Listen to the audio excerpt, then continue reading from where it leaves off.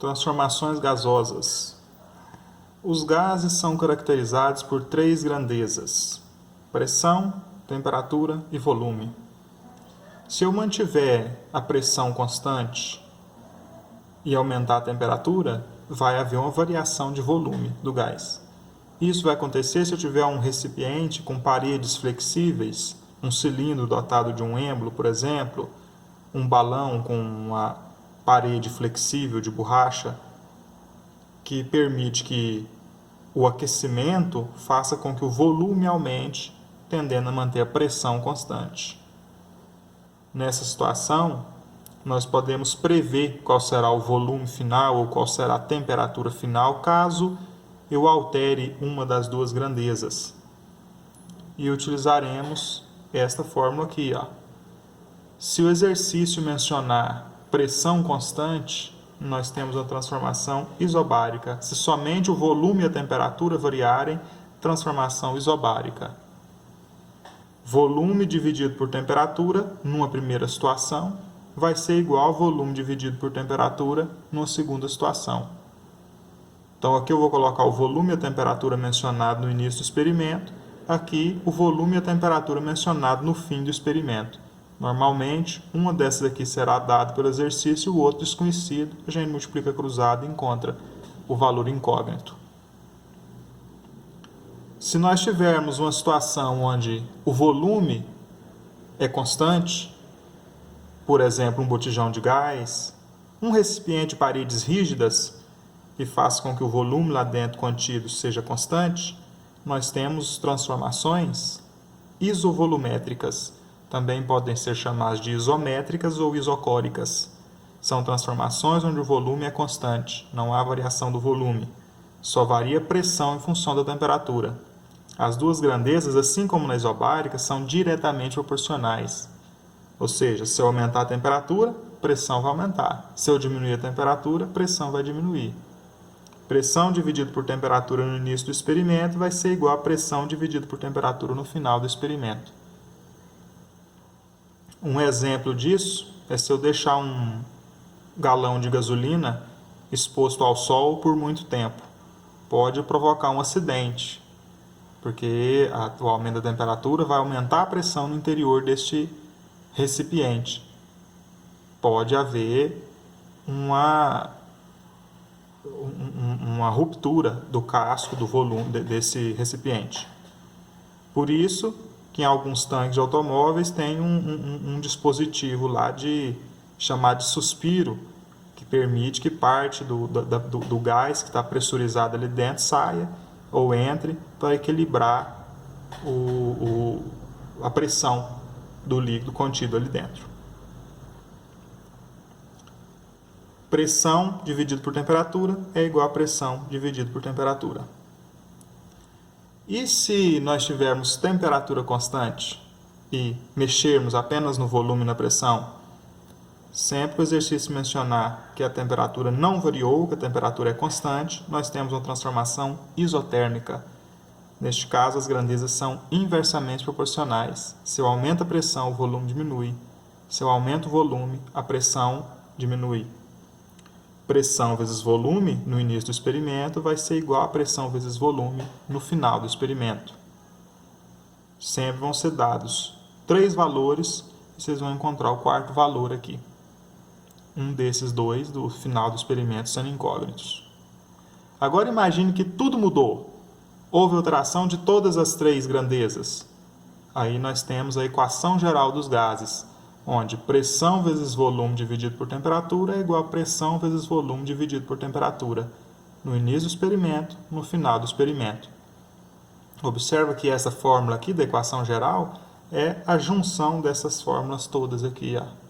Pressão vezes volume dividido por temperatura, veja que pressão e volume está sempre em cima, volume, pressão sempre em cima e temperatura sempre embaixo. Então, pressão vezes volume dividido por temperatura é igual a pressão vezes volume dividido por temperatura. Começo e final do experimento. Até agora, nós mencionamos somente transformações. Eu já sabia o volume, já sabia a temperatura, já sabia a pressão e houve uma transformação. Mas e se nós quisermos relacionar a pressão o volume, a temperatura e a quantidade de partículas que eu tenho? Tem como também. Eu posso saber, para uma determinada pressão, determinado volume, determinada temperatura, quantas partículas de gás existem nesse recipiente. Para isso, nós vamos usar a equação de Clapeyron. Ela relaciona o seguinte: a pressão, o volume, a quantidade de matéria, número de mols, uma constante, que é a constante universal dos gases perfeitos ou constante dos gases ideais, e a temperatura. Ou seja, para uma determinada pressão, para uma determinada quantidade de matéria, uma determinada temperatura fixadas, o volume de gás é constante. Não importa qual a natureza dele, não importa de que gás estamos falando. Se ele se comporta como um gás ideal, o volume dele será constante para a mesma pressão, a mesma temperatura, a mesma quantidade de matéria. Se eu aumento a quantidade de matéria, aumenta o volume. Se eu aumento a temperatura, aumenta o volume. Então, uma grandeza variando varia as outras. Mas eu consigo estabelecer isso aí. Qual seria o volume fixado para uma quantidade de matéria? A pressão dada em atm, o volume em litros, a quantidade de matéria em mols e a temperatura em Kelvin nos dá uma constante para os gases ideais igual a 0,082 atm vezes litro vezes Kelvin menos 1 vezes mol menos 1. Se a gente mudar alguma dessas unidades aqui, aí muda a constante.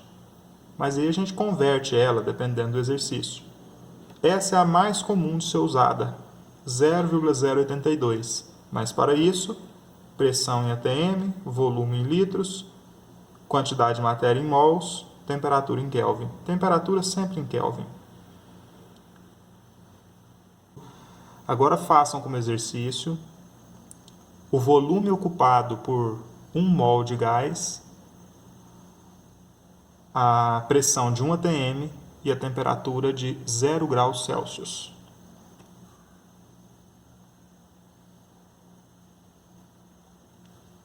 Bom, eu disse para vocês aí fazerem o volume de 1 mol de gás, então N, que é a quantidade de matéria, é 1.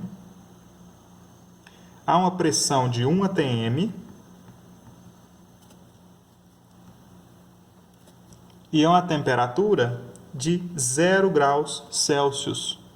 Lembrando que eu tenho que colocar lá a temperatura em kelvins.